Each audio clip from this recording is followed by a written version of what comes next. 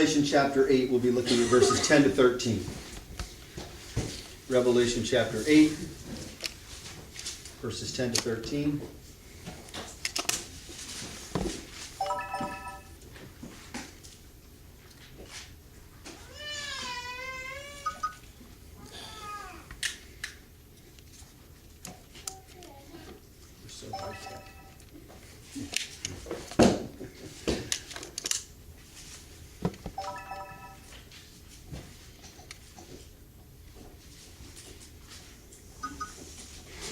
Doesn't work. Okay, that's good.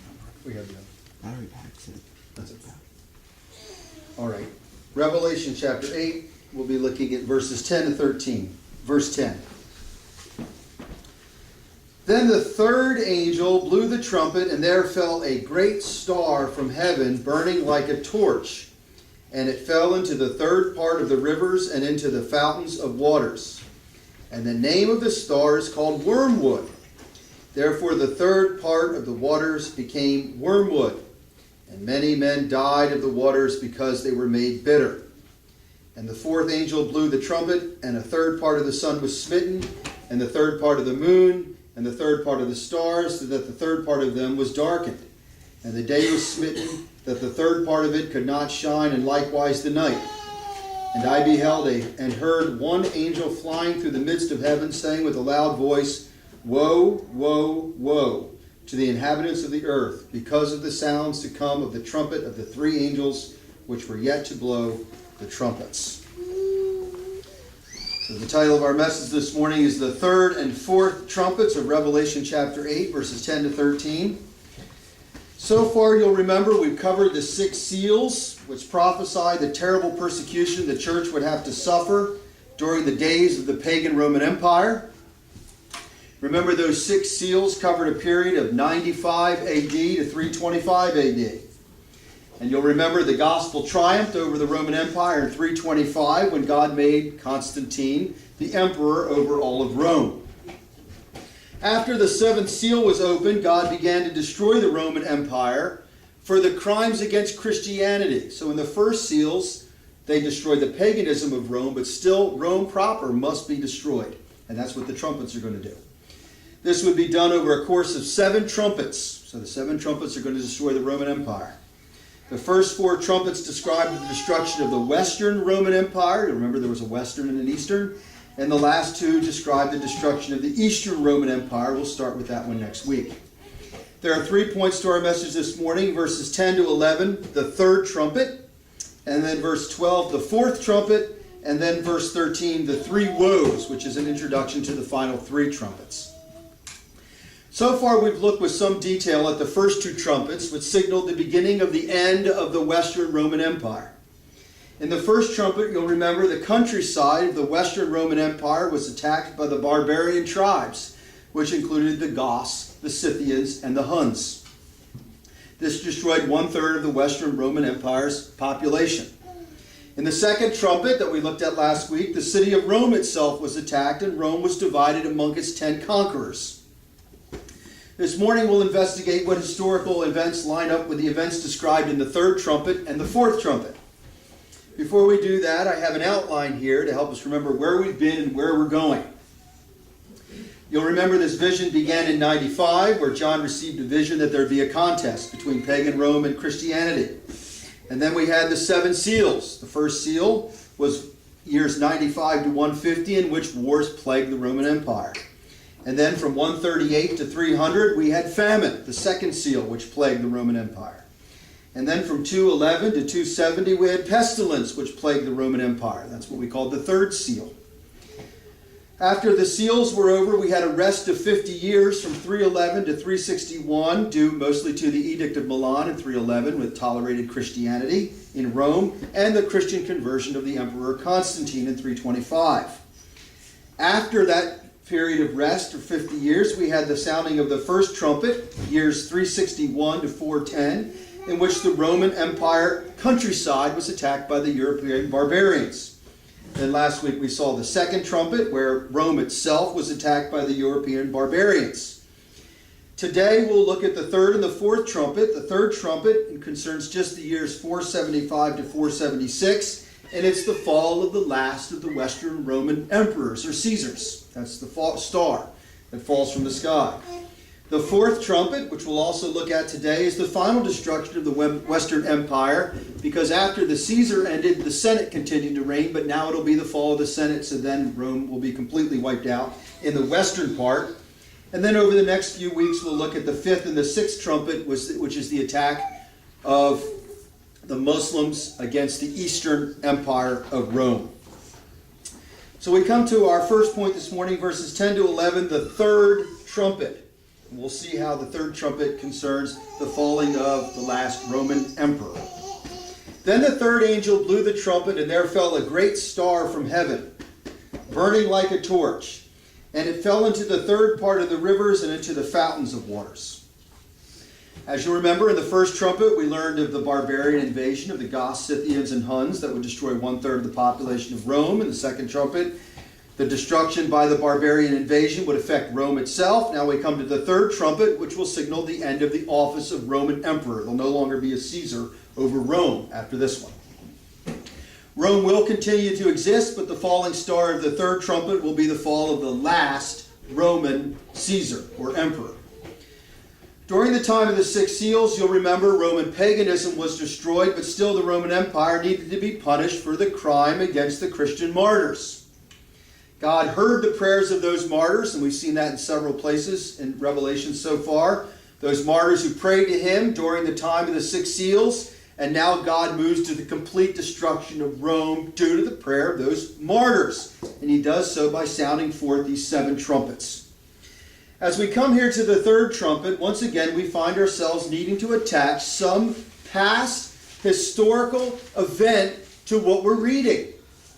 It's not enough to just read the book of Revelation and then avoid allegorical and symbolic language, as if it was too difficult. We, the Christian reader, are required to know what historical event John is describing in this vision. We must remember, though, history always interprets prophecy, never the other way around. We don't guess at history. That hasn't happened yet. We use history after it's passed to interpret prophecy. And that's what we're doing here. So we're expected to know what these historical events are because that history has passed. Here we have the third angel blowing the third trumpet, which begins the third destruction of the Western Roman Empire. We notice that we now read of just one star being affected by this trumpet.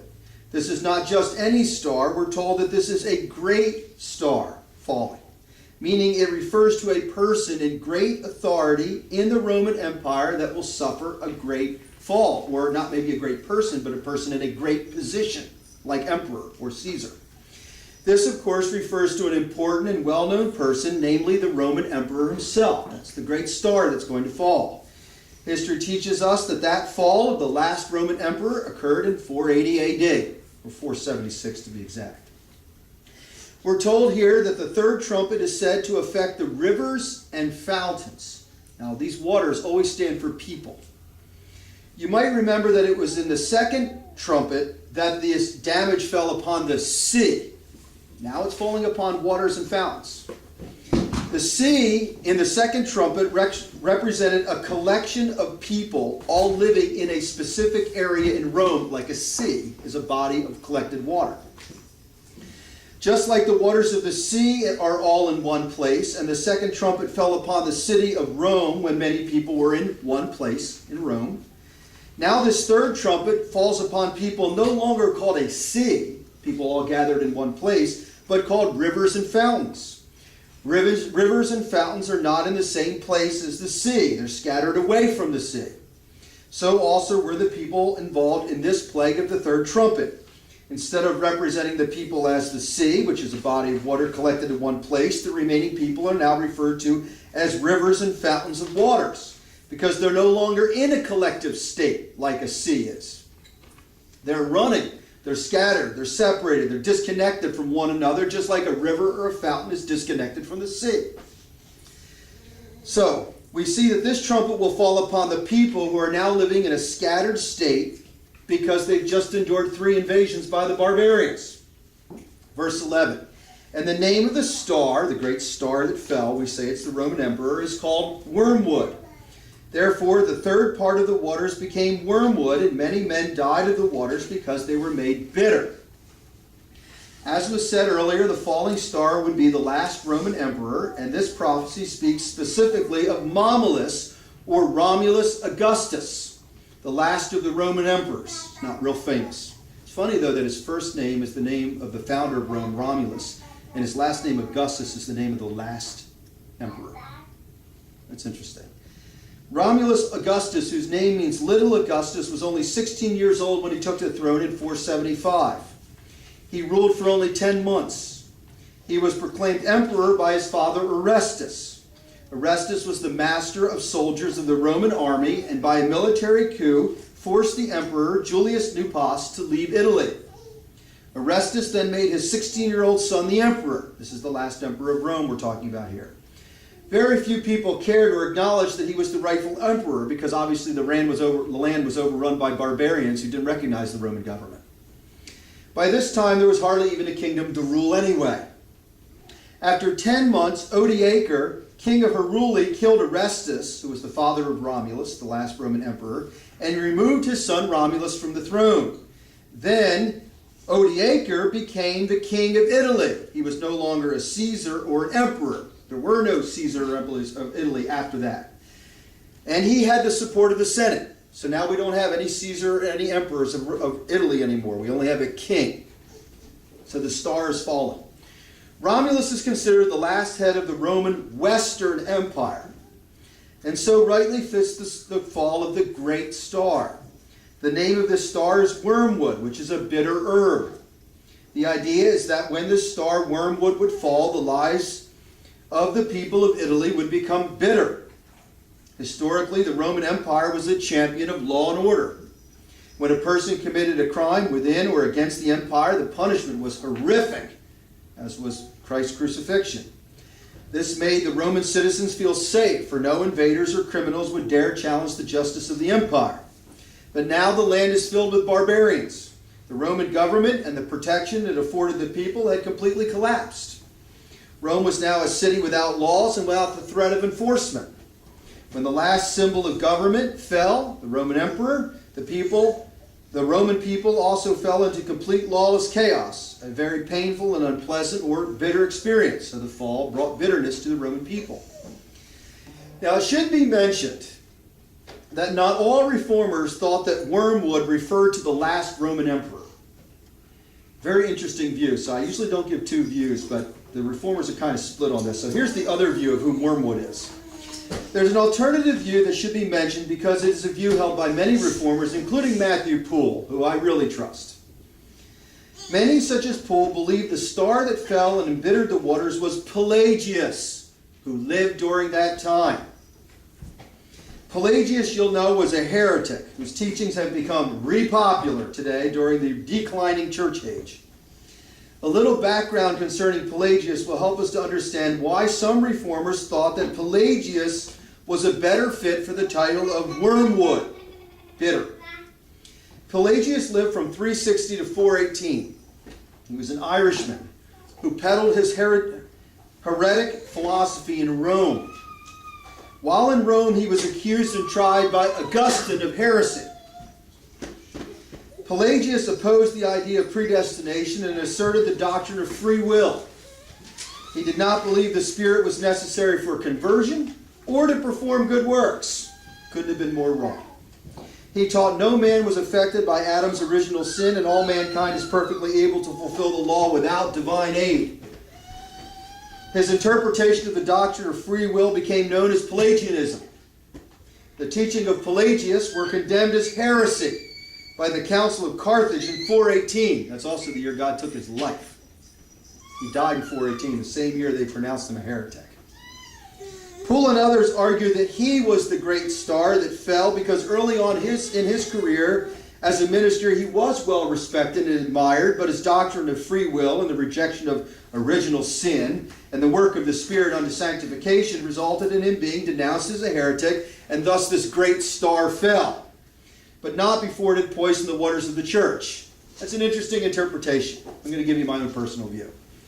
My personal view is that the text is speaking of a head of state. Remember, this punishment is aimed at Rome, not the church. It's aimed at Rome, so it has to be someone in charge of Rome.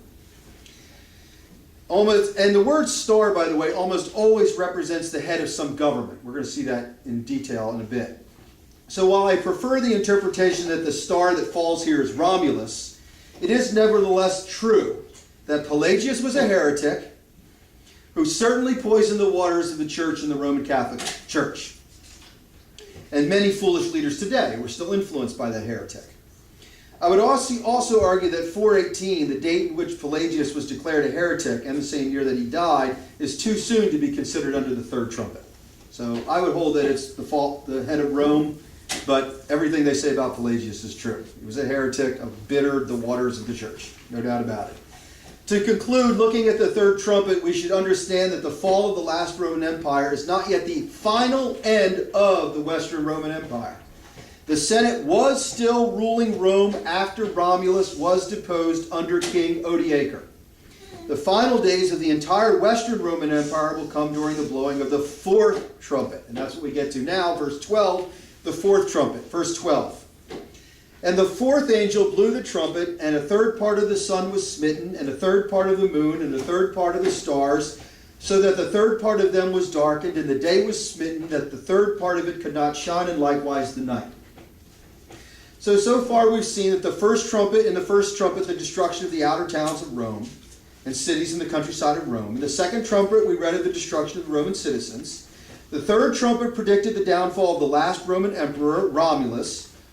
And although Rome no longer had an emperor, they were, however, still ruled by a senate. So there still existed a Rome proper, with a government. Here in the fourth trumpet, the rulers of the Roman Senate also come to an end, bringing the final Western Roman Empire's destruction.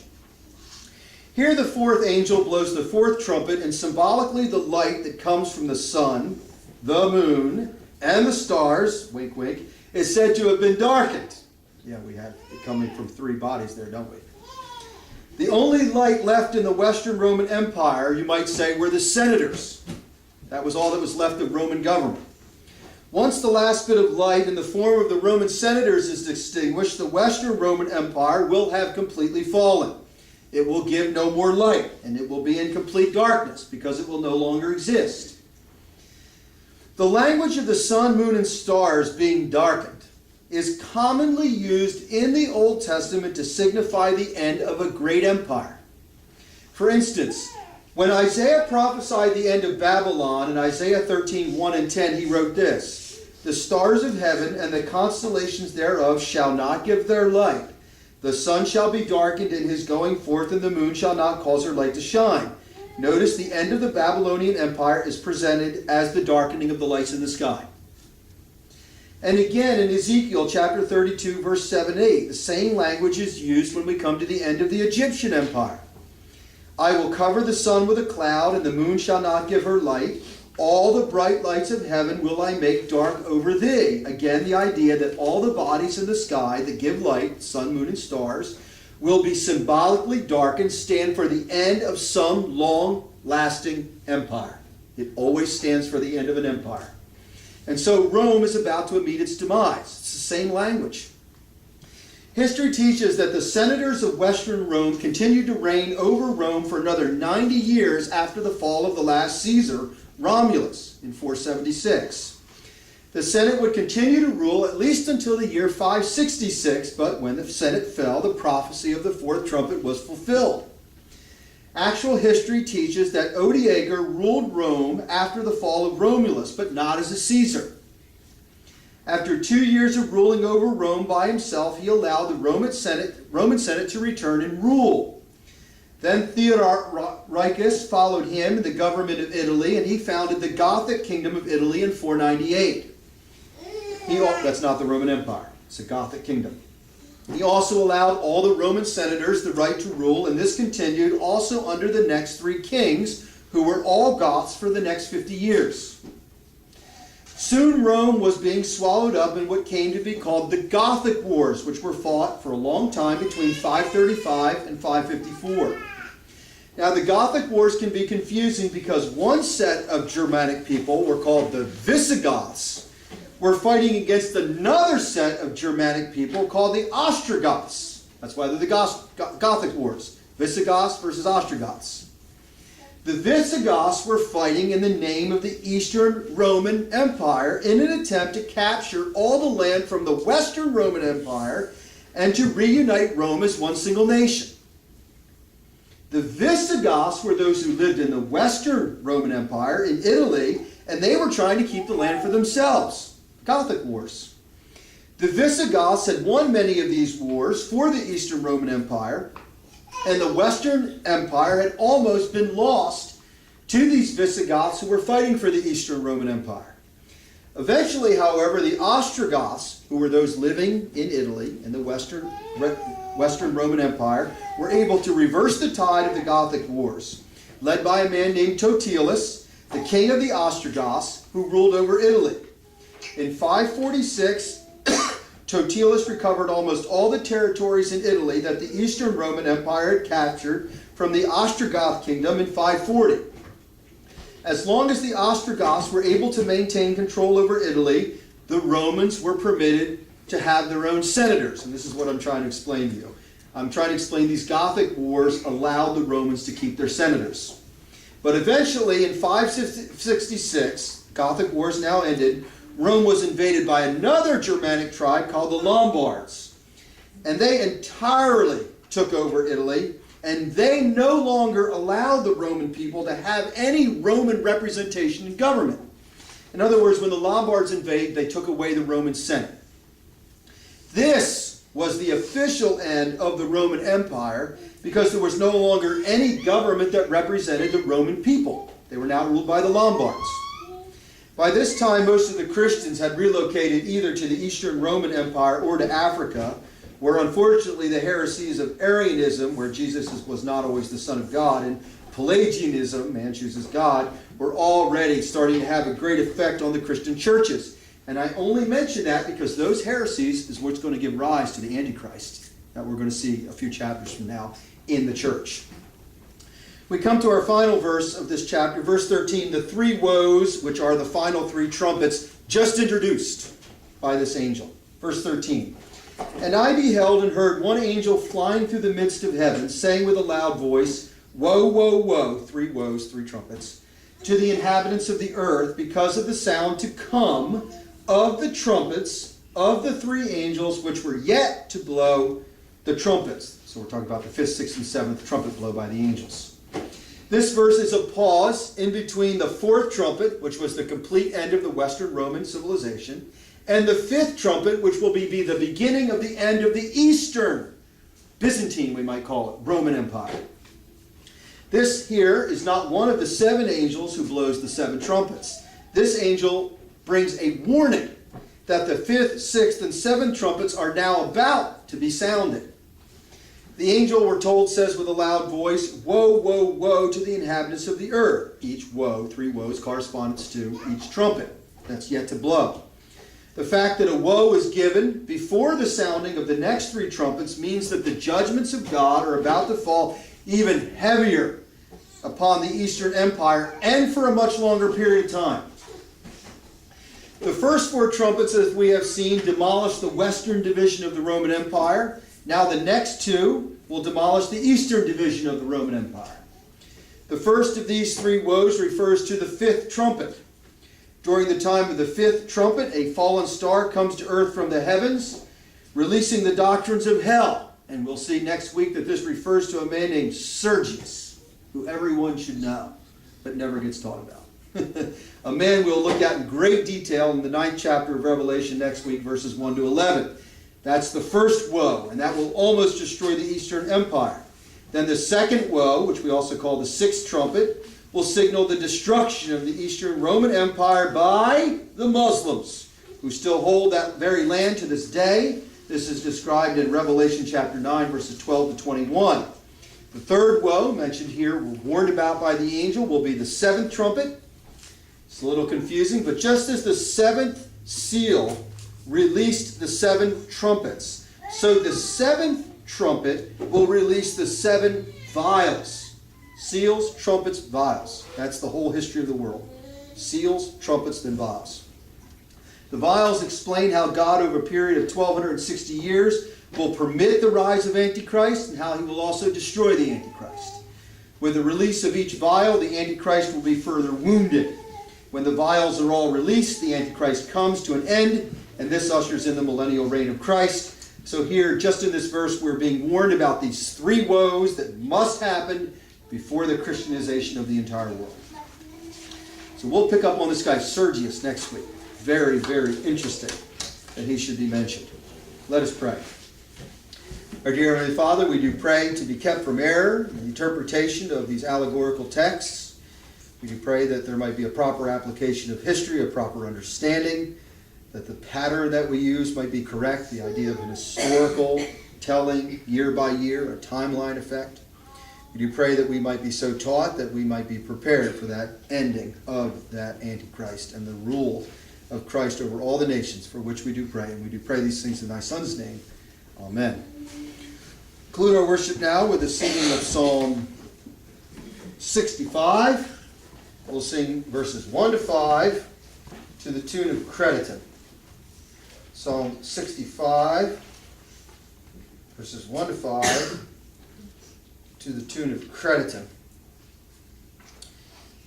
Here David declares that God is worthy of praise, because in verse 2 he hears prayers, because in verse 3 and 5, because he forgives sins and he's our salvation, because in verse 4 he cares for his church, because also in verse 4 he cares for his elect, and here in verse 5 because he also cares for all of mankind. So he is worthy of praise. Psalm 65, verses 1 to 5 to the tune of Crediton.